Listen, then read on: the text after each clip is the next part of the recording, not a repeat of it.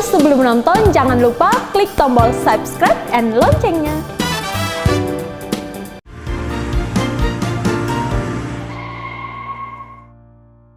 Halo sahabat Eljon semuanya, kembali lagi bersama kami masih dalam acara Indonesia Tourism Forum. Dan masih di dalam episode yang sama, yaitu kita membahas mengenai Bandung Selatan, daya tarik di daerah Bandung Selatan. Nah, tadi kita udah ngebahas salah satunya adalah Kawah Putih ya Pak Anton. Dan selanjutnya nih, langsung lanjut aja, ada apa lagi sih Pak selain Kawah Putih di daerah Bandung Selatan yang menjadi daya tarik kenapa kita harus ke sana? Ya, ada gunung, selain Kawah Putih ada satu lagi Kawah Rengganis.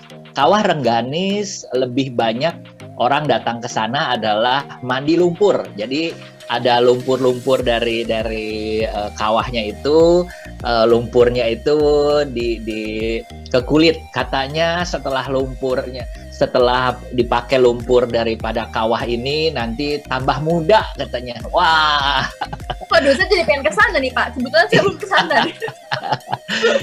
Selain itu adalah juga yang terkenal menurut saya di sana adalah perkebunan teh. Di sana ada perkebunan teh yang disebut Ranca Bali. Nah, Ranca Bali ini sangat-sangat luas, di mana mereka punya luas ya hampir 2.000 hektar ya. Jadi bisa dibayangkan sejauh mata memandang hanya ada teh dan teh dan teh. Dan yang menarik adalah pernah dengar bahwa Indonesia juga memproduksi yang namanya kina. Kina ini adalah obat anti malaria. Nah, salah satu yang produsennya adalah di Ranca Bali ini. Jadi selain pohon teh, ada juga pohon kina. Yang menarik daripada Ranca Bali ini adalah ada situ patenggangnya. Jadi bisa dibayangkan, kalau kita pergi ke Ranca Bali, satu foto dengan lautan teh, ya, lautan pohon teh. Mau yang dari bukitnya dari atas ke bawah, dari bawah, dari atas, itu segala macam. Ibaratnya kita kalau foto di sana, menurut saya hanya foto di perkebunan teh saja 2 jam itu nggak cukup gitu ya. Saking banyak posisi-posisi, lokasi-lokasi, dan itu sangat bagus. Itu yang pertama. Yang kedua adalah kalau kita pergi ke Ranca Bali, kita pergi ke situ Patenggang, nanti di sana itu kita akan bingung. Kok ada kapal pinisi besar sekali ya. Nah, ini adalah restoran, bukan perahu pinisi. Biasa perahu pinisi itu misalnya besarnya adalah katakanlah sekitar 15-17 meter begitu ya. Kalau ini mungkin hampir 3 kalinya. Jadi kapal pinisinya dibangun panjangnya 3 kalinya, lebarnya mungkin juga hampir 2,5 kali gitu ya. Dan tingginya kalau pinisi biasanya adalah cuma 2 tingkat, ini adalah 5 tingkat. Jadi memang luar biasa. Jadi Bapak Ibu, kalau teman-teman datang ke Ranca Bali, datang ke Ciwidey, salah satu tempat makannya adalah di restoran pinisi ini. Nggak tahu waktu itu Kak Mawar mampir nggak? Iya Pak, dan memang kayaknya di sepanjang jalan ya Pak, di sepanjang jalan kita menuju destinasi di Bandung itu kemarin, itu memang benar-benar kiri kanan semuanya teh, perkebunan teh. Jadi kita kalau nggak perkebunan teh itu kebun stroberi. Jadi antara 2 itu aja pilihannya. Kalau nggak kebun teh itu kebun stroberi. Dan kita juga ke salah satu tempat yang menurut saya itu wow banget dan bagus banget, bener-bener di atas danau ya dia si restorannya ini. Dan ternyata pada saat kita datang ke sana, di ujung itu Pak, di pinggirannya itu ada tempat penginapan di sana. Saya lupa namanya apa, dan ternyata ada tempat penginapan yang bagus banget. Kita sempat nyesel sih pada saat itu, wah kenapa kita kemarin nggak nginep di sana aja gitu. Bangun-bangun pagi pemandangannya danau gitu, terus di sebelah kirinya itu ada si restorannya ini yang berbentuk kapal. Tapi habis itu kita mikir-mikir lagi, ini pasti mahal di sana gitu ya, pasti harganya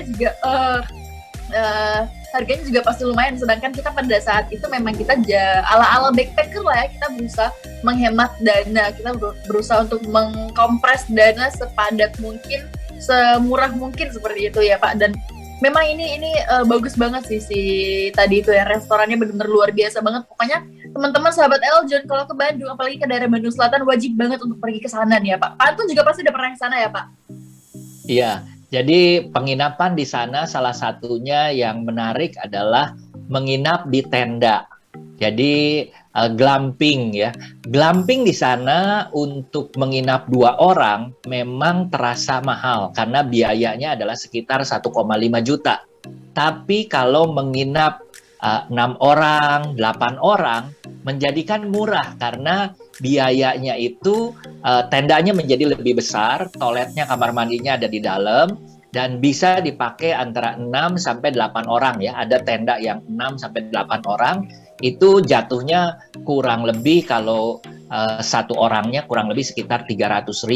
Sudah termasuk makan pagi. Jadi masih oke dibandingkan kalau berdua ya. Berdua nantilah kalau misalnya ada acara honeymoon gitu ya. Nah, itu boleh juga nanti Kak Mawar ke sana. Yang menarik adalah bahwa di Ranca Upas perkebunan teh ini, satu ada pinisi, kedua ada yang namanya tempat yang disebut teras bintang.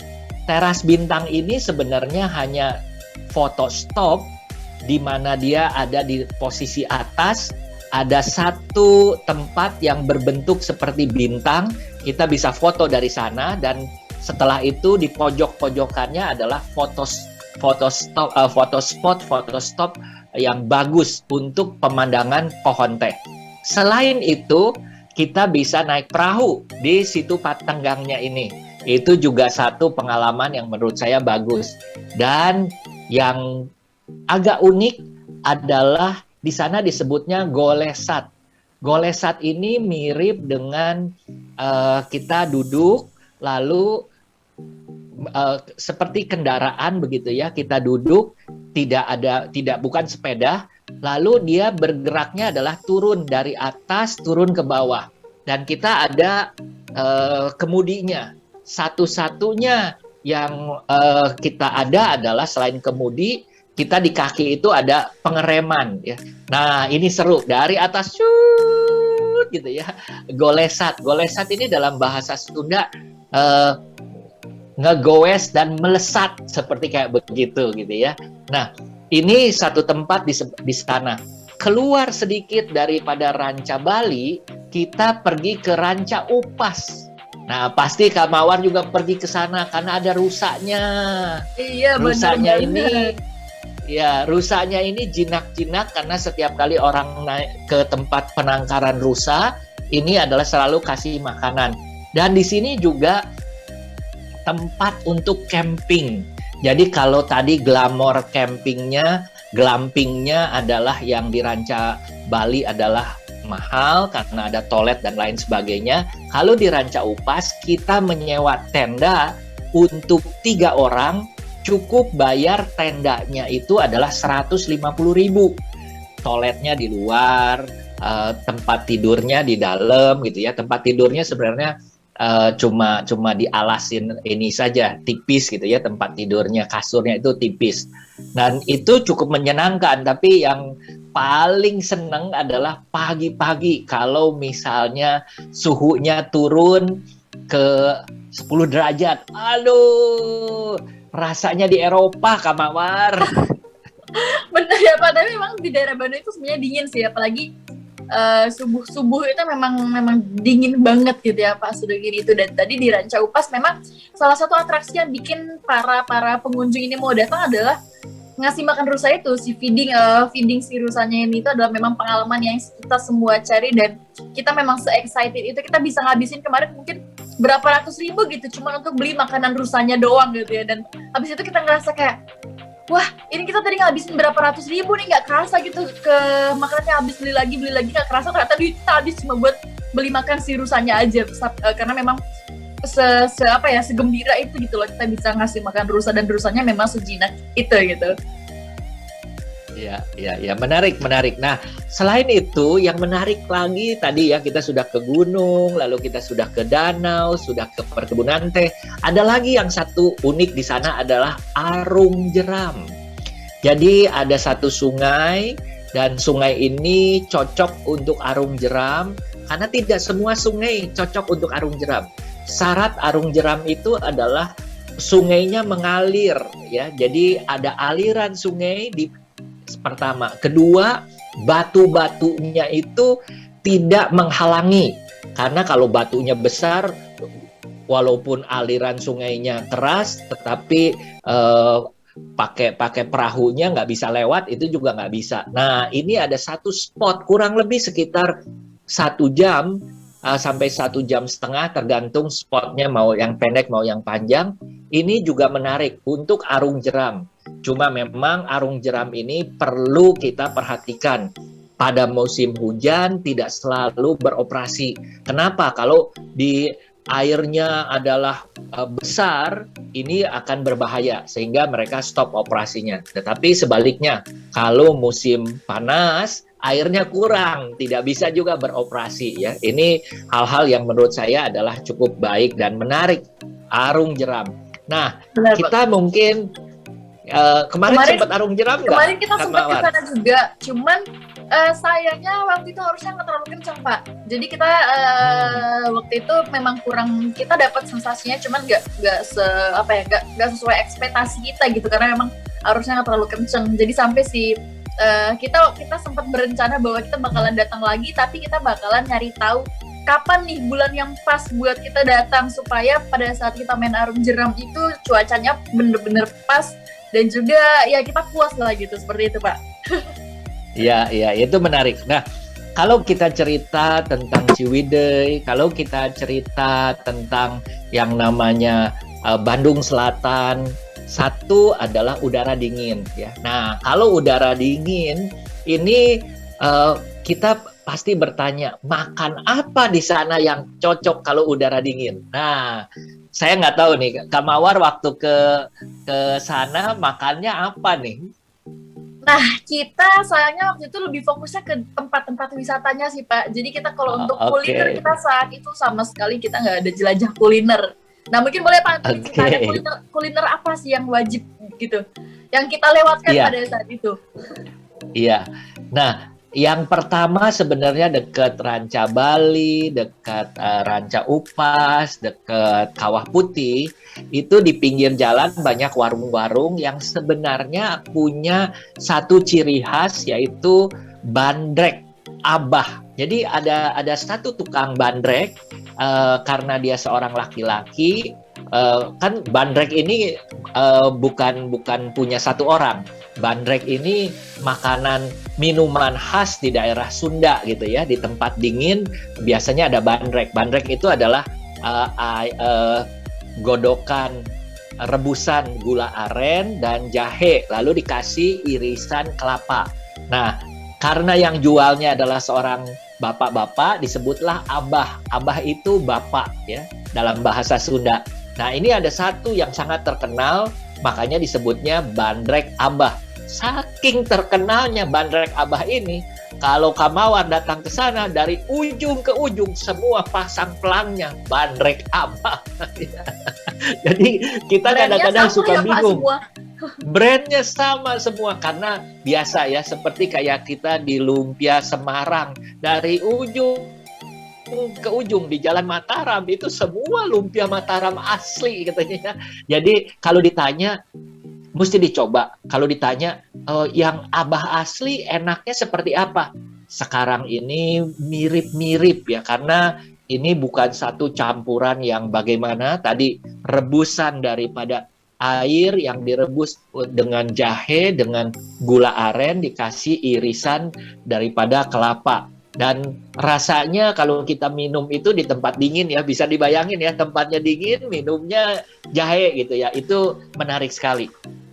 Yang kedua adalah karena ini adalah daerah Sunda, makanannya mayoritas adalah Sunda. Kalau kita tanya makanan Sunda itu apa sih? Makanan Sunda ini adalah nasi timbel ya. Nasi dibungkus dengan daun pisang, lalu mulai ada sayurnya. Biasanya yang paling yang standarnya adalah ada tahu, ada tempe, ada sayur asam, ada goreng goreng ikan atau goreng ayam ya. Dan favorit saya adalah sambal. Karena memang Pak Anton sukanya pedes ya Pak. Tapi saya Iya, pernah karena nyobain, saya lahir pernah nyobain nasi timbel sih Pak waktu itu, cuman di Jakarta, dan nasi timbel ternyata itu pertama kalinya saya nyoba nasi timbel, dan aduh enak banget. Jadi saya kayak pengen belajar untuk buat sendiri supaya saya bisa tiap hari makan nasi timbel aja bawaannya. Iya. Dan selain itu, di Sunda ini makanannya adalah sebenarnya selain nasi timbel, lalu ada juga yang namanya nasi liwet ya. Nasi liwet itu dimasak pakai secara khusus, bukan nasinya dimasak secara khusus, lalu dikasih ikan teri dan dikasih daun salam ya pada waktu dia mengukusnya. Dan itu disajikan seperti biasa, lalu diberikan lauk pauknya. Lauk pauknya sebenarnya secara umum masakan Sunda ini adalah standar. Tahu, tempe, ikan. Kalau di daerah Ciwidey ini ikannya adalah bukan ikan laut, tapi kebanyakan adalah ikan air tawar ya. Dan selain itu kebanyakan adalah ada daging sapi, kita sebutnya empal ya. Daging sapi itu empal, jadi potongan daging sapi. Beda kalau sama di Kupang ada apa namanya sei sapi. Sei sapi. Sei sapi, Daging asap ya, Pak. iya. Iya, diasap. Nah, ini bukan biasa digoreng begitu ya. Nah, kalau kita cerita tentang makanan, kita cerita tujuan wisata, kita cerita tentang dingin gitu ya. Nah, yang perlu persiapan ke sana adalah jangan anggap enteng kalau pergi ke Ciwidey, Bandung Selatan tidak bawa jaket. Jadi harus bawa jaket. Pada waktu pertama saya ajak anak saya pergi ke sana, saya bilang, ayo temenin papi, kita mau ke glamping di Ciwidey dan tolong perhatikan bawa baju anget. Dia tanya, berapa derajat? Saya bilang, yang paling the lowest adalah 12. Tapi hari-hari biasa di siang hari itu adalah sekitar 19 sampai 23. Oh, tenang. Udah biasa gitu ya, dingin udah biasa. Nah, begitu masuk kita tidur, tentunya kamarnya tidak ada AC, tapi ada tembus udara dinginnya, walaupun pakai selimut, waduh, itu lumayan dingin gitu ya. Jadi, dan pada waktu saya senang matahari pagi-pagi bangun keluar pada waktu itu masih sekitar 14-15 derajat. Kabut turun, belum hilang kabutnya, matahari pelan-pelan malu-malu keluar gitu ya. Cuma memang pada waktu itu banyak awan sehingga mataharinya timbulnya tidak begitu kelihatan total gitu ya. Tapi menarik, udaranya yang menarik, makanannya yang menarik, tujuan wisatanya yang menarik. Tapi ini penting banget sih Pak Anton, karena saya juga ngerasain hal yang sama ya. Jangan sepele sama dingin gitu ya, apalagi kita yang belum kita yang biasa tinggal di daerah panas gitu ya, belum pernah ke daerah yang dingin, terus tiba-tiba jadi jangan sepele sama sekali. Jadi saya waktu itu sebenarnya ini pengalaman ke luar negeri, ke London waktu itu ya Pak. Saya nggak pernah mikir bahwa oh ya udah saya bawa jas, saya bawa mantel, bawa jaket, dan saya teman-teman tuh udah pada bilang kayak bawa topi sama apa yang namanya kupluk kayak gitu ya, hoodie atau sama bawa sarung tangan gitu. Bahkan kalau kamu punya kayak headphone yang dari bulu-bulu gitu buat nutupin telinga, kalau ada bawa aja. Nah saya anggapnya kayak kan udah ada jas, udah ada mantel, udah ada jaket juga, dan ternyata pada saat sampai di sana itu telinga aja tuh bener-bener kedinginan Pak gitu. Jadi sarung tangan untuk nutupin jidat kita ini ya, kening kita, pipi, itu bener-bener itu penting banget. Jadi dari situ saya udah nggak pernah sepele lagi sama yang namanya dingin, karena itu memang bener-bener kedinginan itu nggak enak guys. Bahkan pada saat itu cuma telinga saya aja yang kena dingin, itu benar-benar bisa buat seluruh badan saya benar-benar menggigil banget. Jadi ini pelajaran buat teman-teman semuanya, buat sahabat Eljan ya. Mungkin kalau mau, karena mungkin dinginnya di luar negeri itu tidak, dinginnya Indonesia tidak sedingin di luar negeri, tapi ini dinginnya juga sama-sama dingin ya di Bandung. Jadi kalian harus benar-benar prepare, jangan sepele. Kalau kalian punya sesuatu yang bisa menghangatkan, kalian bawa apapun itu, bahkan minuman-minuman juga mungkin yang bisa menghangatkan dari dalam. It's okay, bawa aja, itu penting banget. Nah, Ini ada kabar nih ya Pak, kemarin katanya, ini saya mau dengar pendapat dari Pak Anton sendiri tentang katanya yang hotel-hotel itu dijual secara online, itu di daerah Bandung ya kalau tidak salah kemarin ya Pak, daerah Jawa Barat. Nah ini menurut Pak Anton sendiri gimana nih Pak? Menurut saya, hotel yang dijual secara online itu kan ada di mana saja. Di Bali ada, di Jogja ada, di Jakarta juga ada, Bandung juga ada. Menurut saya biasa, karena pandemi aja dianggapnya, wah kenapa ya? Saya melihat misalnya hotel-hotel di Bandung Selatan, di Bandung Utara, kita daerah Lembang, ya, itu okupansi di weekend, Sabtu Minggu, Jumat Sabtu Minggu, apalagi kalau ada long weekend, itu cukup tinggi. Begitu juga dengan daerah-daerah yang namanya Jogja, tujuan wisata Jogja itu juga cukup tinggi. Kalau ditanya kenapa pada ada yang dijual, itu biasa.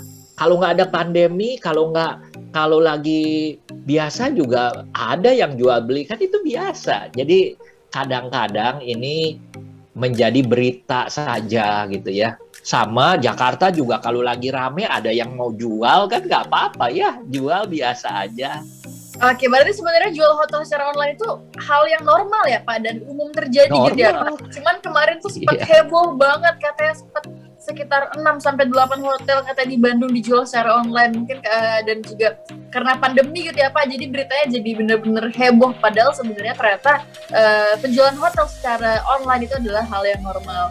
Oke, baik Pak Anton, ini terima kasih banyak, kita udah ngebahas banyak banget tadi, mulai dari update terbaru mengenai kondisi kita di tengah pandemi saat ini, kemudian juga tadi yang paling utama adalah pembahasan kita mengenai Bandung Selatan. Nah, jadi sahabat Eljon sekarang udah punya sedikit gambaran nih ya mengenai apa aja sih yang ada di Bandung Selatan dan kenapa mungkin kalian merasa cocok bahwa kalian harus ke Bandung Selatan. Dan satu lagi nih yang ada di Bandung, mungkin untuk para millennials, saya kurang tahu sih ya ini waktu itu di daerah Bandung Selatan atau bukan.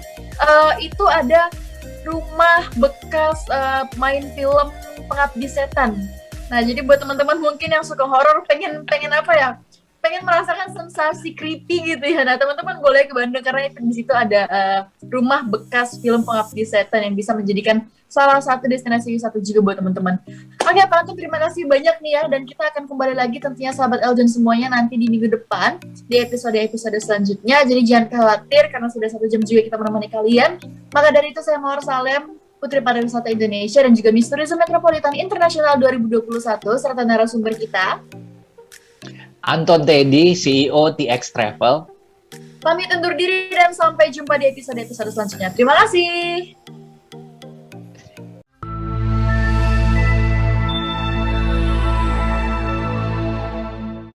Hai sahabat Eljon, wah kayaknya seru banget nih nontonnya. Pasti kalian udah like dan subscribe dong. Nah sekarang saatnya kalian untuk bagi keseruan kalian ke teman-teman kalian dengan cara klik share button. Klik ya.